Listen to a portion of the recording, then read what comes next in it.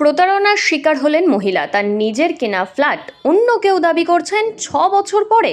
2018 সালে কমল দাস নামের এক ব্যক্তির কাছ থেকে রীতা লালবানী ফ্ল্যাট কেনেন। রীতা লালবানী একজন বিধবা মহিলা। তার 3 মেয়েকে নিয়ে জীবন কেটে যাচ্ছিল। তার নিজের রেজিস্ট্রি করা ফ্ল্যাট যার দাবি করছেন অন্য কেউ।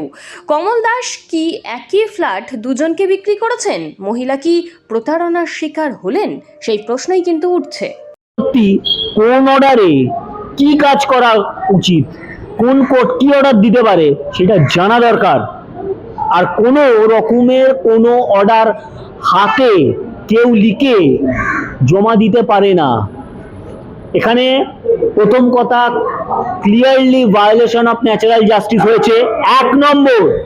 দ্বিতীয় কথা, যে বা যারা এই অর্ডারকে কেন্দ্র করে মনে করছেন যে তারা খুব কোর্টের নেক নজরে থাকবেন, তারা কিন্তু নিজেরাই বুঝতে পারলেন না, তারা কোর্টকে নিজেরাই অসম্মান করলেন। ওই অর্ডারে যদি দেখাতে পারেন যে ব্রেক দ্য লক এই শব্দটা রয়েছে, মেনে নেব।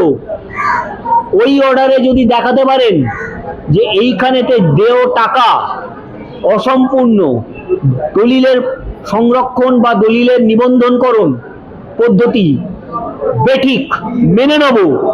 কিন্তু এই রকম ভাবে অকারণ উচ্ছেদ করা, এটা কনজিউমার কোর্ট করতে পারে না।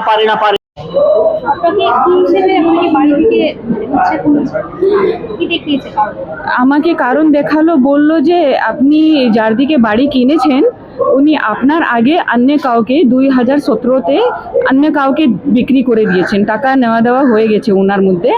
তো ওনার সাথে ওনার কেস চলছিল, আমি তো জানতাম না। তারপরে উনি কনজিউমার কোর্ট দিকে কেসটা জিতে তারপরে ও অর্ডারটা নিয়ে এসেছেন যে আপনি অর্ডারটা ওনার রবীন্দ্রনাথ পটনায়ক নাম ছিল ওনার ভদ্রলোকের। তো উনি বাড়ি পেয়ে গেছেন, ওনার অর্ডার আছে, আপনি বাড়ি খালি করতেই হবে। আর যদি আপনি কিছুটা বেশি আপনি যদি বলবেন যে বাড়ি খালি করব না, তাহলে আপনাকে আমরা পুলিশে বললো যে আমি ধরে নিয়ে চলে যাব। আমি কি করব? হ্যাঁ, পুলিশ, লেডিস পুলিশ ছিল। পেপার দেখিয়েছে? হ্যাঁ, পেপারটা তো আছে আমার কাছে, পেপার দেখিয়েছে, কিন্তু হাতে লেখা আছে।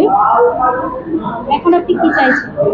আমি তো আমার বাড়ি ফেরত চাইছি, বা আমার যত টাকা নিয়েছে ওটা আমাকে উইথ ইন্টারেস্ট দিয়ে দিই। আপনার প্রপার আছে, রেজিস্ট্রি আছে? হ্যাঁ, সব আছে, আমার রেজিস্ট্রি আছে।